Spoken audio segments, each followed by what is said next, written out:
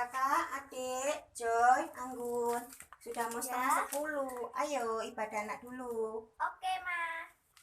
Dek, ayo Dek, kita sekolah minggu dulu yuk, cuci tangan yuk. Yuk, tar dulu ya. Ibadah dulu, cuci tangan. Tutup biar nggak kabur Oke, minjinya. yuk, cuci Cepat tangan. cuci tangan, cuci tangan. Sabun. Dah,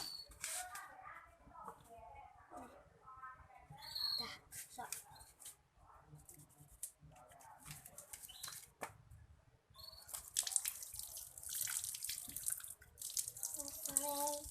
Yuk, ibadah yuk.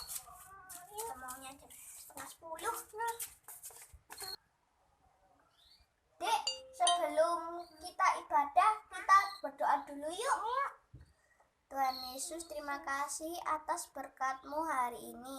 Tuhan, sebentar kami akan beribadah. Berkati supaya ibadah hari ini bisa lancar. Terima kasih Tuhan, haleluya, amin. Teman-teman, udah siap kan bersekolah minggu? Ayo kita sekolah minggu. Shalom semuanya. Gimana kabarnya hari ini? Luar biasa, amin. Yuk sama-sama kita mau bangkit berdiri. Semua siap berjoget buat Tuhan, amin. Amin. Yuk sama-sama kita katakan.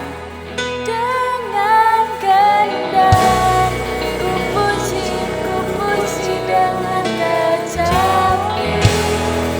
Oh, ku bernyanyi. Haleluya. Sama-sama katakan, Yesus kekasihku. Haleluya.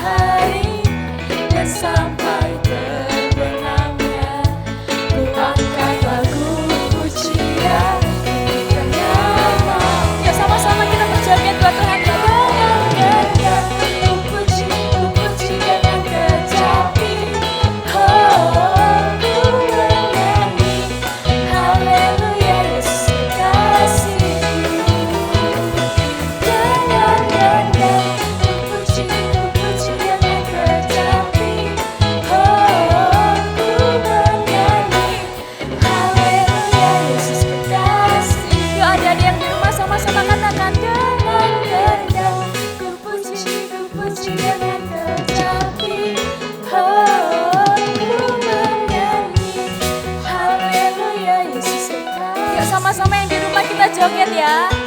Dengan gendang ku puji dengan kecapi.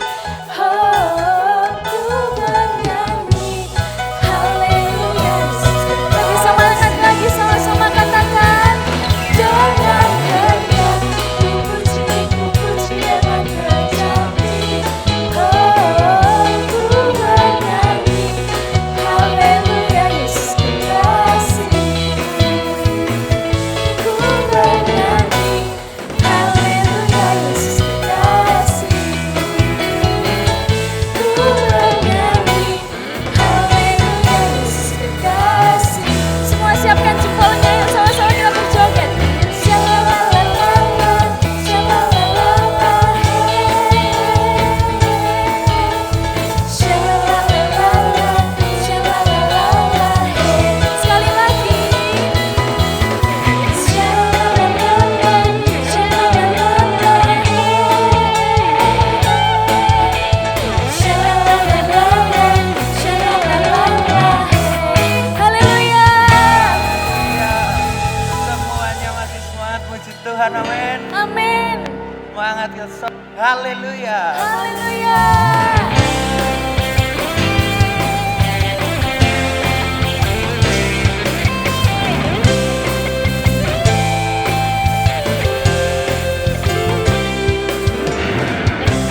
Hari ini hari yang telah dijadikan Tuhan, mari kita bersuka. Hari ini hari yang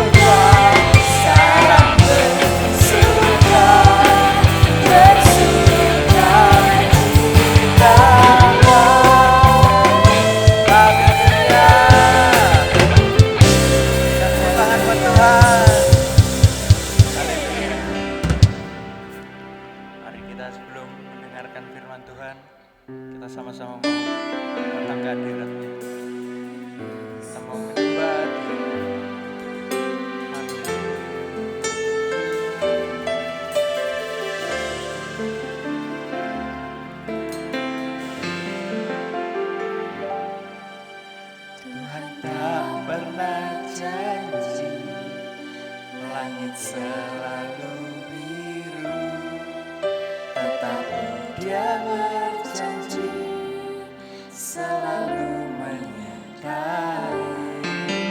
Tuhan tak pernah janji jalan selalu rata, tetapi Dia berjanji berikan kekuatan. Sama-sama katakan. Jangan pernah menyerah, jangan berputus asa. Mujizat Tuhan ada saat hati menyembah. Jangan pernah menyerah, jangan berputus asa. Mujizat Tuhan ada bagi yang setia dan percaya.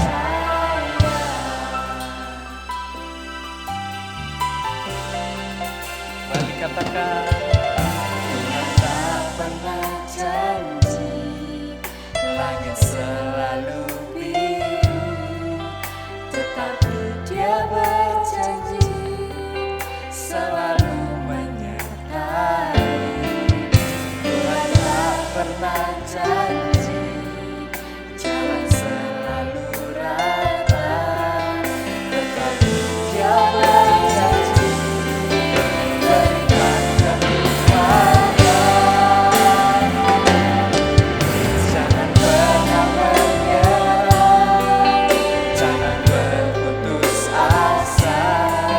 Mujizat Tuhan ada saat hati menyembah. Jangan pernah menyerah, jangan berputus asa. Mujizat Tuhan ada bagi yang setia dan percaya.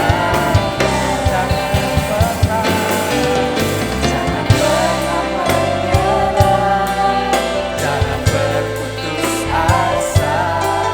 Mujizat Tuhan ada saat hati menyembah. Jangan pernah menyerah, jangan berputus asa. Mujizat Tuhan ada bagi yang setia dan percaya. Mujizat Tuhan ada bagi yang setia dan percaya. Mujizat Tuhan ada bagi yang setia dan percaya.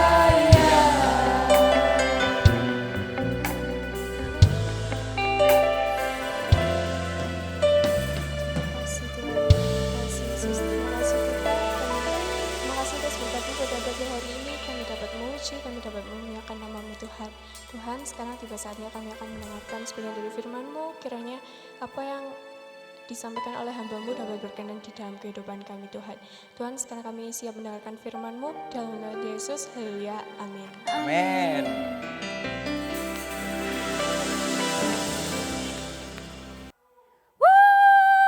Halo, selamat pagi semua. Wah, Tante Lady percaya kita semua diberkati Tuhan pagi ini. Teman-teman, sebelum kita dengarkan firman Tuhan, pagi ini Tante Lady punya satu pengumuman buat kita semua. Dicatat baik-baik ya, kalian bisa lihat flyer yang akan ditampilkan.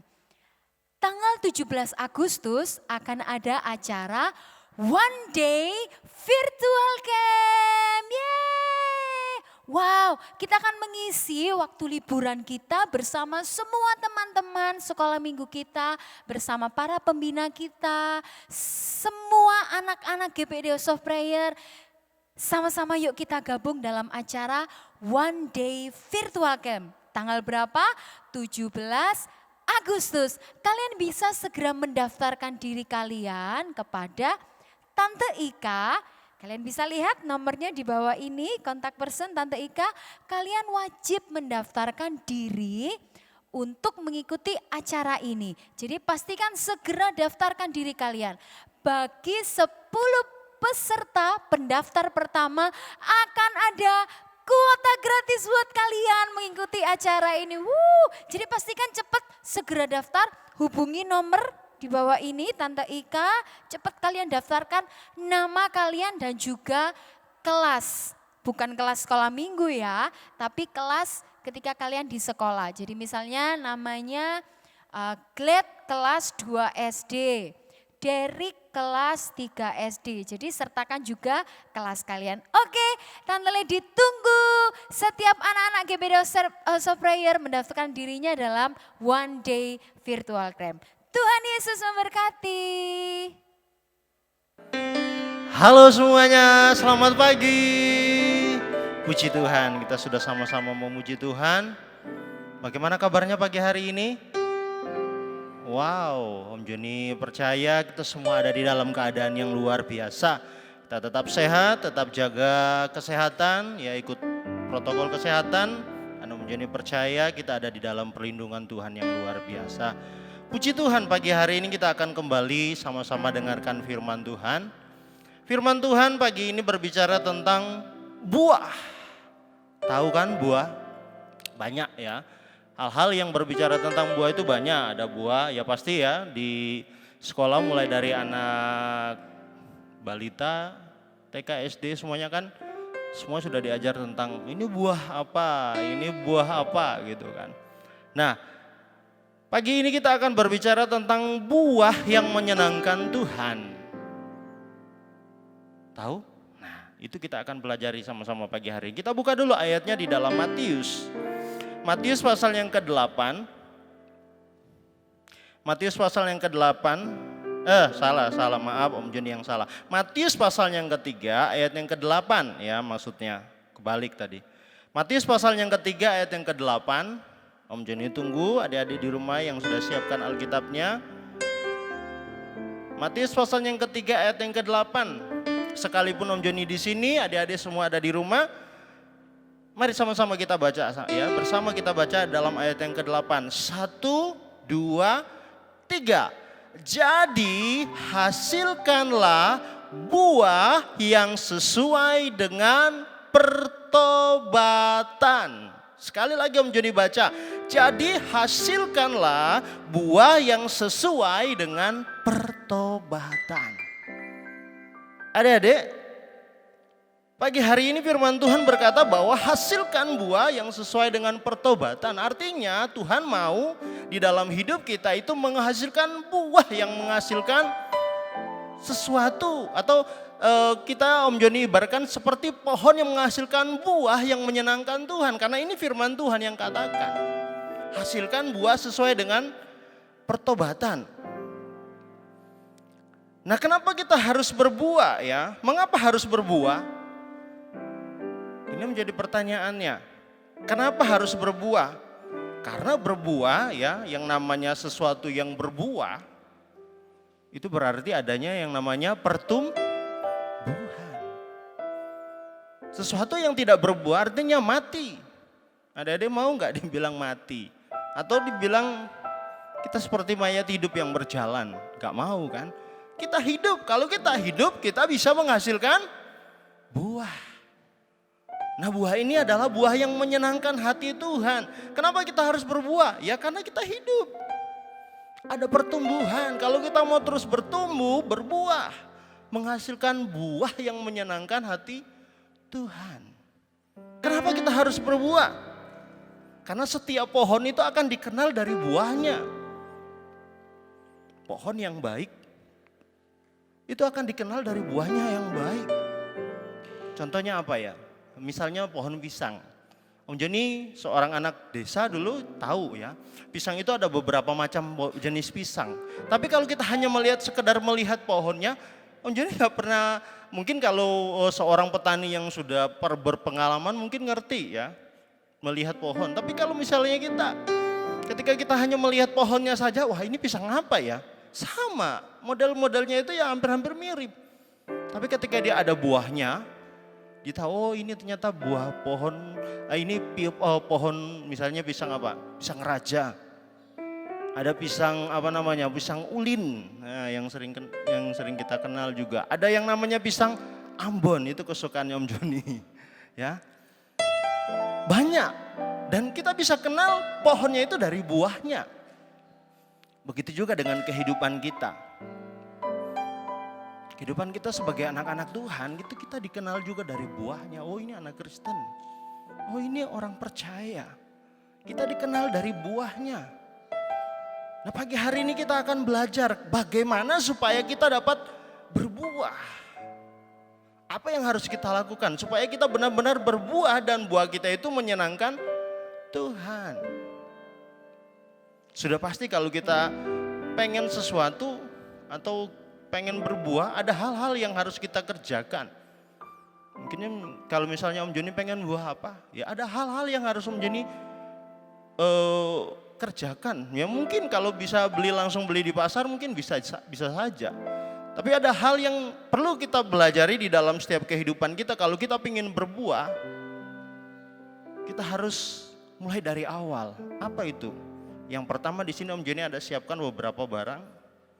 Di sini ada yang pertama yaitu media atau Om Joni pakai tanah. Kalau sekarang orang mau nanam mungkin Om Joni lihat di orang-orang yang jualan bunga, mungkin di sana ada yang namanya sekam ya, sekam dibakar, itu bisa jadi medianya. Tapi yang paling jelas ya media yang paling dibutuhkan yaitu tanah. Tanah ini berbicara tentang hati kita. Kita harus menyiapkan, kita harus menyediakan media atau tempat di mana nantinya benih kita, buah yang akan dihasilkan itu baik. Dan tentunya kita harus menyediakan yang namanya tanah yang baik. Kita harus memilih tanah yang baik itu, kita harus buang batu-batu, kerikil-kerikil. Mungkin ada kayu-kayu yang tercampur, itu harus dibuang. Harus dipilih, harus diolah tanah yang baik. Itu awal. Di dalam Yakobus 1 ayat yang ke-21, buang segala sesuatu yang ada di dalam hati kita. Tanah yang baik itu seperti itu. Ketika kita menyediakan tanah yang baik sama Tuhan, ya sediakan tanah yang baik, buang segala sesuatu yang menjadi kekotoran di dalam hati kita. Ada yang namanya amarah, itu sesuatu yang mengotori. Ada yang namanya kebencian, ada yang namanya iri hati, masih banyak lagi yang Joni tidak bisa sebutkan satu persatu. Ketika kita menyiapkan tanah hati yang terbaik, maka akan menghasilkan buah yang baik juga. Kalau adik-adik baca di dalam Matius 13, coba Om Joni baca. Matius pasal yang ke-13, ada yang di rumah bisa buka baca, bisa buka Alkitabnya sama-sama kita baca. Matius 13.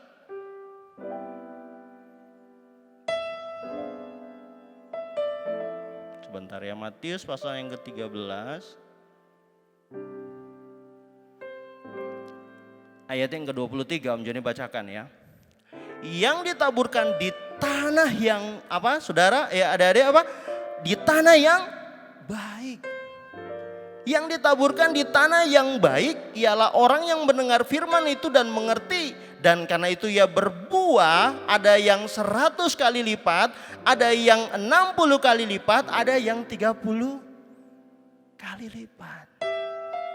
Tanah yang baik.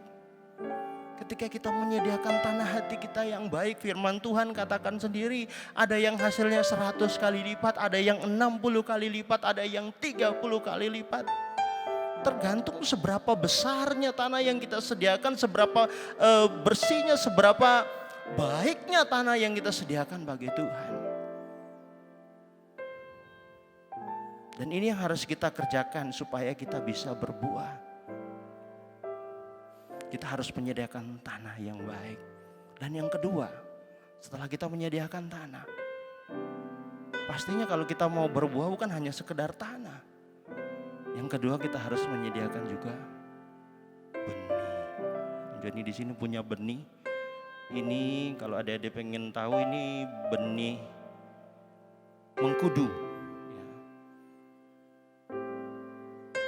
Kita harus menyediakan benih. Benih itu berbicara tentang firman Tuhan.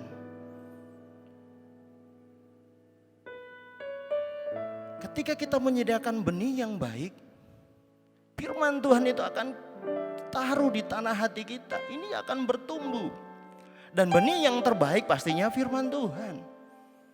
Ada enggak benih yang tidak baik? Ada. Ketika kita menanam benih yang tidak baik, misalnya apa? Misalnya benih kemarahan. Ada benih iri hati. Ketika kita tanam itu, benih itu akan bertumbuh. Setiap benih yang kita tanam pasti bertumbuh. Nah, benih yang terbaik adalah firman Tuhan. Di dalam Roma 10 ayat yang ke-17, iman timbul dari pendengaran dan pendengaran akan firman Kristus. Iman kita akan tumbuh. Artinya benih ini adalah yang paling terbaik. Kita harus menyediakan tanah, hati, dan juga benih yang terbaik kita taruh. Ketika kita menanam benih ini, maka ini akan bertumbuh sama dengan firman Tuhan. Ketika kita tanam di dalam hati kita, firman itu tidak akan pernah terbuang dengan sia-sia. Tapi firman itu akan mendatangkan kekuatan bagi kita. Firman Tuhan itu akan membuat kita menjadi orang-orang yang baik, orang-orang yang luar biasa di dalam Tuhan. Dan yang pasti, kita akan menjadi orang-orang yang berbuah. Dan buah kita itu menyenangkan Tuhan. Amin. Adik-adik percaya, ini yang harus kita kerjakan. Yaitu kita harus menyediakan tanah. Yang pertama media, yang kedua adalah benih. Benih firman Tuhan, itu yang terbaik. Dan ketika kita mengerjakan ini, Om Joni yakin dan percaya, kita akan menghasilkan buah yang luar biasa. Buah yang terbaik. Dan yang ketiga, setelah kita menyediakan tanah, dan ketika kita sudah menaruh benih di dalamnya, bagaimana supaya ini juga bertumbuh lebat? Bagaimana supaya ini cepat bertumbuh? Pastinya kita membutuhkan air. Jadi air itu ketika kita sudah menyediakan medianya yaitu tanah dan sudah ada benih, kita juga harus menyediakan air. Air itu akan terus menyiram dan artinya air ini yaitu terus menerus ya. Seorang petani ketika dia menanam sesuatu, dia harus terus menerus menyiram. Mungkin ada jam-jam siramnya, mungkin dari pagi. Ketika pagi dia siram. Sore hari dia siram. Begitu seterusnya sampai benih itu tumbuh, sampai menjadi besar, sampai dia berbuah. Di dalam Matius pasal yang di dalam Yosua pasal yang pertama ayat yang ke-8, bagaimana firman itu harus terus menerus. Yosua 1 ayat yang ke-8 dikatakan, perkatakanlah firman itu siang dan malam. Supaya apa? Firman Tuhan bilang apa? Supaya kita bisa berhasil. Perjalanan kita itu beruntung. Siapa yang gak mau? Om Joni percaya bukan hanya Om Joni, ada yang ada di rumah pun mau berhasil. Mau beruntung ketika apa yang kita mau kerjakan. Caranya seperti apa? Perkatakan firman itu terus menerus. Terus menerus disiram dengan firman Tuhan. Mungkin di zaman sekarang, zaman pandemi kita gak bisa bebas lagi kayak dulu kita di gereja. Apalagi sekarang zamannya kita harus di rumah saja. Tapi ini jangan sampai menghentikan kita untuk tidak mendengar firman Tuhan, membaca firman Tuhan. Kita harus terus disiram dengan firman Tuhan, terus menerus. Bahkan kalau ada baca di dalam Matius pasal yang pertama ayat yang kedua sampai yang ketiga, apa yang dikatakan di sana? Mulai dari ayat yang pertama dikatakan, berbahagialah orang yang tidak berjalan menurut nasihat orang fasik, tidak berjalan di jalan orang berdosa, tetapi yang kesukaannya ialah apa? Taurat Tuhan, dan merenungkan Taurat itu siang dan malam. Ayat yang ketiga firman Tuhan bilang apa? Ia akan seperti pohon yang ditanam di tepi aliran air. Pohon yang ditanam di tepi aliran air itu tidak akan mengalami kekeringan ketika panas terik. Kenapa? Karena ada air. Itu orang yang terus-menerus disiram dengan kebenaran firman Tuhan. Orang yang terus hidup di dalam firman Tuhan. Terus-menerus.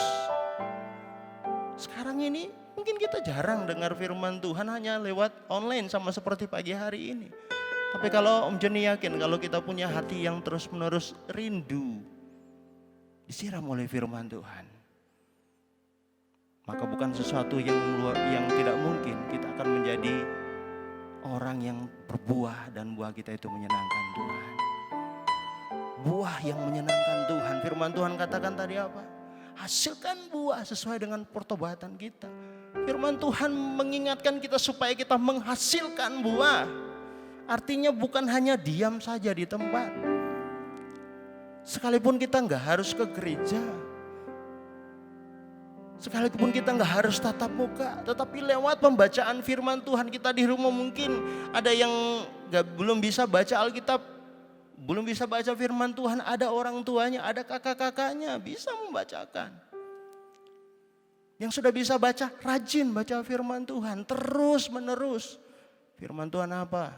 Apa yang dikatakan firman Tuhan? Sama seperti pohon yang ditanam di tepi aliran air. Tidak mengalami kekeringan. Bahkan dikatakan daunnya tetap hijau. Sekalipun di samping kiri kanan kita penuh dengan ketakutan, kalau kita hidup di dalam firman Tuhan, kita tetap segar. Karena kenapa? Ada firman yang bersama-sama dengan kita. Adik-adik, mau berbuah di hadapan Tuhan? Ya, Om Joni yakin kita semua mau. Karena ini yang memerintahkan bukan Om Joni, bukan siapa-siapa, tapi firman yang katakan, hasilkan buah sesuai dengan pertobatan. Sebagai ayat yang terakhir, Matius pasal yang ketiga. Kita buka lagi Matius pasal yang ketiga di dalam ayat yang ke-10. Kita maju lagi. Matius pasal yang ketiga.